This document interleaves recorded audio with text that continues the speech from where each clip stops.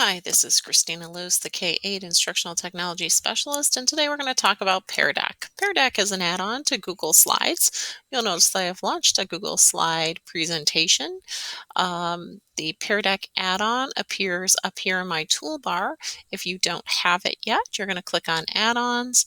If you don't see it as an option, you're going to go to Get Add-ons and you're going to look for Pear Deck. It is going to ask you to sign in using your LCSD Google account because we do have Pear Deck for Schools, and so that gives us access to some additional content and tools. I'm going to launch Pear Deck. I'm going to open the add-on right here, and it's going to load on the right-hand side for me. In this menu over here, I have the option to start the lesson, which is going to launch it into Pear Deck, and it's going to make it interactive for students. I can click on here. I always like to click on those lines, or if there are three dots, it always tells me that there's something more that is there. So here I can launch a video about how Pear Deck works. I could publish and share my lesson. And then here as well, require student logins. I do recommend that you have this turned on. It's going to require students to use their LCSD Google account to join your Pear Deck session. This can help keep out some unwanted guests. So just thought I would add that in there. And then you can also use this link to review past sessions. So click over here. Down here you have the library, and so you can explore some pre-made content. Just want to let you know that we do have Britannica, and you can access Britannica from your Launchpad. Britannica does have some Pear Deck activities already pre-made, and so that's a great place to start. In addition, you can launch their library and you can see some lesson builders that they have for the beginning of a lesson, during a lesson, at the end of a lesson, and then learning development. And then they have one specific to different subject areas. So that is definitely worth checking out. Underneath that, you can create your own. And so these are the different kinds of questions or things that you kind of embed into your slides. And so the first one, the ABC, is for a text response. If you wanted students to respond and give you a bit of an extended response or a short answer, that would be a great choice. Next to that would be the multiple choice selection. Beyond that is a number choice, and then a website. You can add a website and provide students directions and a link that will take them to some external content. In addition, we have the ability to draw, which is basically a digital whiteboard. They have different options in terms of kind of drawing tools to be able to use, text boxes, being able to change colors, things like that. And then the last one is a draggable option where you can have them drag and drop icons. You'll notice here too that we have the ability to add audio, so you can give audio support in terms of directions or further explanation. And then below that is featured content, and right now they're featuring their Beat Internet Awesome digital citizenship curriculum. And again, below you can get more information about the add-on. So you'll notice right now we are just in Google Slides. And I'm going to take you through just the slides that I have here, explain a little bit about Pear Deck, and then we'll go into actually launching a Pear Deck lesson. So here's an example of a slide where students are going to be able to draw.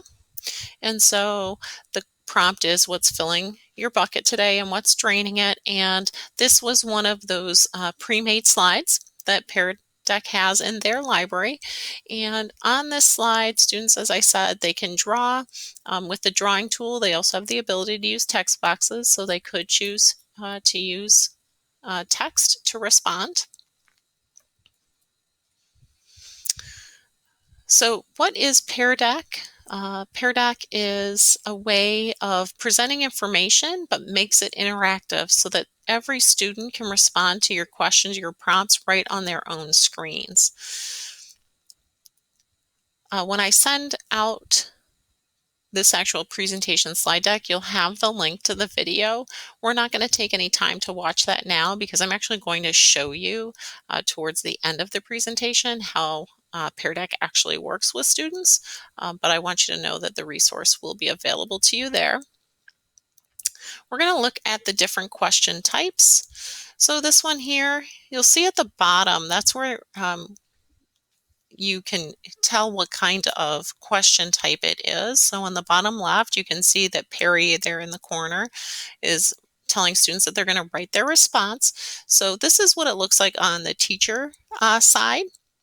The full screen view of the slide is the question, but for the students, what they're going to see on their end is actually basically half the screen will be the question, and then on the other side of the screen, they will see the space where they can respond to the question. In this example, this is a drawing question. So you can see again in the bottom left, we've got Perry and he's got a palette and it looks like a paintbrush. And so students are going to be able to draw on this slide. So, for plotting points and for having to draw, this is going to take some practice as students just use their trackpad to do this. So, giving them ample opportunity to practice and to kind of play around actually is very, very helpful. In this case, this is an example of one of those draggable questions. And so you'll see in the bottom, we've got Perry again with giving the students the direction that they're going to drag the icon. And so in this case, the icons are just red dots. They're going to drag those dots over the nouns in the sentences that are on the slide. Here's another example of drag the icon. So in this case, they're going to drag the different icons to locate the different continents that are listed. In this case, you can see Perry's in the bottom corner again, and this time students are going to choose an option, and so Perry's indicating that you need to choose one of the options. You don't actually see the options here on the teacher side, but when you launch Pear Deck, you can see them on the teacher dashboard, and students see the options on their slide view. This is an example of a slide that has the website option, and so you'll notice at the bottom there students browse, and so there's the link for them. And then also you'll notice on this we have the audio included, and so this is some audio support for this particular question, so students would be able to click on that and hear an explanation maybe of the question or some further information. So you create Pear Deck presentations in Google Slides, kind of like what I've done here. I've created this presentation slide deck, and now I'm using the Google Slides add-on to make it a little bit more interactive. So you can open a slide presentation that you have or start a new one, or you can copy some of the ones that they've already pre-made. They call it the Orchard, which is basically their library, and so you can go and peruse that. There's all kinds of different subject types. There's like weekly wonders, things that are related to things that are going on the news, and it's tied to like PBS NewsHour. So there's a great variety in the things that they've already pre-made. And so the next step would be to insert the pre-made slide template and or the custom interactive questions. And so you would do that by scrolling over on this side here. You're either going to choose one from the library. We'll click on one of these ones. So if you find one that you want, you're going to click on it and it's going to insert it into your presentation. If you have a question that you want to create on your own, then you're going to choose one of these options here, and it's going to do the same thing. It's going to insert it into the presentation for you.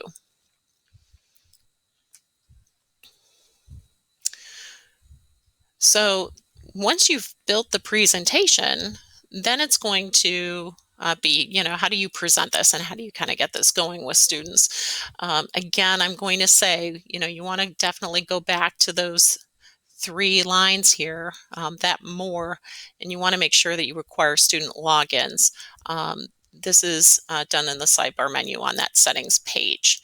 You're going to then open your presentation and slides, and then we're going to start the lesson to present. So you have a couple of different options in how the students are going to join your lesson. You can either choose student paced mode, that allows them to work asynchronously at their own pace, or you're going to do instructor paced. And so that works really well if you've got students in front of you. You kind of want to control the pace. You want to see in real time how students are doing. You can give them just the 5-letter join code, or you can copy the session link and share it with students either in Seesaw or in Google Classroom, and then they'll have the link to get into the presentation. Once you start launching the lesson, you're actually going to get another window that pops up, and that's the teacher dashboard view. And so that gives you kind of like a private view of exactly what's going on, and allows you to see the students' names and their responses in real time. So I like to actually load that on my phone so that I'm up and walking around. I can see that, but then I also have the presentation live and going on my, using my laptop to present that with my, projector and whiteboard. At the end, once you're done with the presentation and students have submitted all their responses, you're going to be able to export their answers to a Google Sheet. And that's great if you've kind of made this as a quiz, you need to score multiple choice or text responses. That's a great opportunity. You can also share the responses with the students, which again is really super important. They get only their own responses to be able to review. So at the very end of the session, it'll ask you to name the session, and then you can share it. So let's take a look at what it looks like when you actually launch this in Pear Deck as opposed to just presenting in Google Slides. So I'm going to click Start the Lesson. And you're going to notice the first thing that pops up is that choice screen where if I want to do student paced or I want to do instructor paced. So I'm going to choose instructor paced, and then I'm going to start a new session. You may get this, as it's starting to load, it may ask you to sign back into your account, things like that. So what you're going to notice, which you probably can't see on this particular view in this screencastify, there is another window that is opening for me, and that window is my teacher dashboard. And so that teacher dashboard again is so that I can privately view individual student responses. And so either, if you have extended display working, where you're presenting one thing on your whiteboard with your projector and you have your laptop screen available, you can actually drag the window over to your laptop so that it is just visible to you and not visible to the students. Or you can actually open it up on a phone or a tablet, and personally that's what I like to do. So what students see right now is the direction that they have to go to joinpd.com. And then when they get to joinpd.com, they're going to type in this code. And you're going to notice as students begin to enter, you'll see the number of students, how many students are connected. Again, if you wanted to give out the students a link via Google Classroom, something like that, you can copy the link here, and there again is the option to load the teacher dashboard. I'm going to close this right now. So this is what it looks like when I'm presenting. You're going to notice the toolbar at the bottom so I can move through the slides. over here. Over on this side, if I needed to add a new prompt, so as we're working through the presentation or the lesson and I notice that I need to, maybe redirect or do an additional check for understanding, I can do that right in here. If I click on it, you'll see all the different question types pop up. If I click that arrow, there's more prompts there. And then these are just examples of if you create your own. So I'm going to close this window. The other thing I want you to notice is in the top right-hand corner, this is the code. So if for some reason a student becomes disconnected from the presentation, the code is always there. So you don't have to stop the presentation, look for the code and get them back on. Just teach them to look for the code in the top right corner, and they can join you. Over here again, I always like to check out the 3 dots or the 3 lines because it means that there's more information there. So I'm going to click that again so I can open the teacher dashboard. I can turn on student pace. So you'll notice even though I started in instructor pace, if I wanted to change and then have the students work through this asynchronously, I can do that. And then also I can end the session. So here I have this notes, and so these are just kind of those notes that are on the bottom of the slide, the speaker notes. And so if you needed to see the speaker notes, you can click on there. I'm going to close those back up. So if I was presenting this, again, this is one of those questions where students are going to be able to draw right on the slide and give me a response, or they can use the text box. If I want to lock their screens, I want to stop them from working on whatever it is they're working on, I can click on the lock screen and they're actually going to get a direction on their screen indicating that I've locked the screens for them, that they should stop working. And I often do that. And then if I want to highlight a student response, we can do that here. Obviously, because I don't have any students engaged right now and there's no responses there, they're being hidden. But generally speaking, this is where you would be able to see the different student responses. Right now it's in a list layout. I can change it to grid, or I could do like an overlay, which an overlay can be super helpful if you're trying to look at those like draggable items. So I'm going to unlock screens and I'm going to hide responses. So again, I'm just going to move through the presentation. Some of the slides don't have any interactivity at all. They're just informational. This one again, so when I'm presenting this, this is what's up on my screen. Students on their screen are going to see the question on part of the screen, and then on the other side of the screen, they're going to see a spot for them to actually respond using text. If we got to the end of the presentation, I'm going to click End. And it's going to ask me to name a session so that I can find it and review student responses later. So I'm going to just name this as a demo, and I'm going to publish the student takeaways. And what that's going to allow me to do is then push those back out to students so that they can review their work. And so that's what I would do here. I'm going to save and end the session. And so now it's reminding me, do I want to publish? I'm going to publish the takeaways for this session. It's going to create a Google Doc for each student in the session and share it with them automatically. The doc actually contains, it's kind of like the slide sorter view of the content, and then also their responses to the different directions. So we're going to click Publish Takeaways. And what you can't see is that I got to move to another screen because it's asking me to sign back into my account and allow Pear Deck to access Google Docs. So it's going to find the link for the takeaways. I can share it to Google Classroom, super easy. If I need to link it, I wanted to share it in Seesaw, something like that, I can do that. I'm going to return to Google Slides.